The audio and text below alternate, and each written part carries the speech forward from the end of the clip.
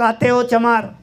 और रविदास जी जब गुरु आए हमारे, जिनकी तीसरी आँख खुली हुई थी, उन्होंने अपनी ज्ञान पोथी में लिख दिया कि भारत में अवतारी होगा जो अतमय विस्मयकारी होगा, ज्ञानी और विज्ञानी होगा, वो अद्भुत सेनानी होगा, जीते जी कई बार मरेगा, छदम भेष में जो विचरेगा, और देश बचाने के लिए होगा एक आवाहन, और युग परिवर्तन के लिए चले प्रबल तूफान, और तीनों ओर से होगा हमला, और देश के अंदर द्रोही घपला, सभी तरफ संगीन लड़ाई, घाटे में होंगे ईसाई, इटली में कोहराम मचेगा, लंदन सागर में डूबेगा, युद्ध तीसरा प्रलयकारी, जो होगा भारी संहारी, भारत होगा विश्व विजेता, भारत होगा विश्व का नेता, और दुनिया का कार्यालय होगा, भारत में न्यायालय होगा, तब सत्य सतयुग का सत्य आएगा,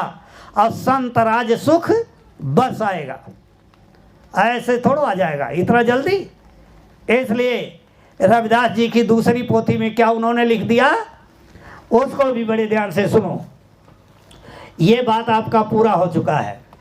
रविदास जी ने जो एक बार रविदास ज्ञानी और कहने लगे सुनो अटल कहानी, यानी मैं जो दिख रहा हूँ ये पत्थर की लकीर है, ये अटल है, ये टरने वाला नहीं है। उन्होंने कहा एक बार रविदास ज्ञानी और कहने लगे सुनो अटल कहानी, कलयुग बात साँच यस होई, और बीते सहज 5-10 दोई, भरमा में सब स्वार्थ के काजा, और बेटी बेंक तजे कुल लाजा, नशा दिखावें घर में पूरा, और मात बहन का पकड़े जूड़ा, अंडा मांस मछलियाँ खावें, भिक्षा करत पाप कमावें, जब रही करी हैं भोग विलासा, सज्जन मन अति हुए निराशा, पर नारी को गले लगावें, नारी भी आतंक मचावें, अपने पति को मार भगावें, पर प्यारे को गले लगावें, करम देख पृथ्वी फट गई हैं, अंबर में भी दरारें खई हैं, आते भीषण क्रांत की ज्वाला, तामे कूद पड़े मतवाला,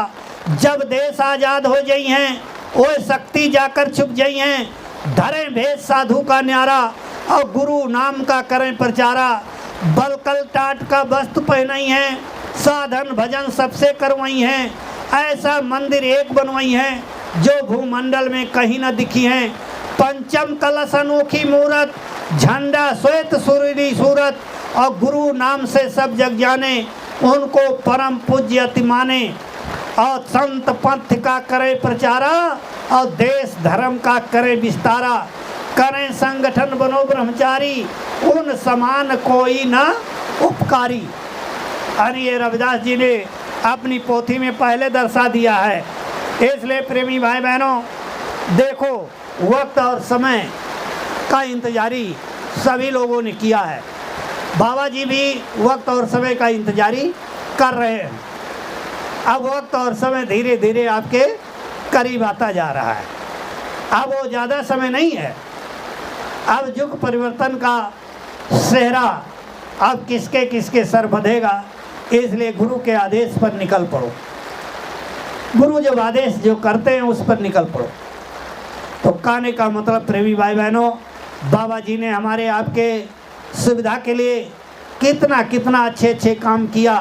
हम लोगों ने कितना अपनी बीमारी को ठीक कराया, कितना धन दौलत, कितनी परेशानी भगाया मालिक से दया दुआ ले करके, लेकिन मालिक को भूल बैठे और हम गुरु का चेला ना रह करके हम चेलों का चेला बन करके बैठ गए।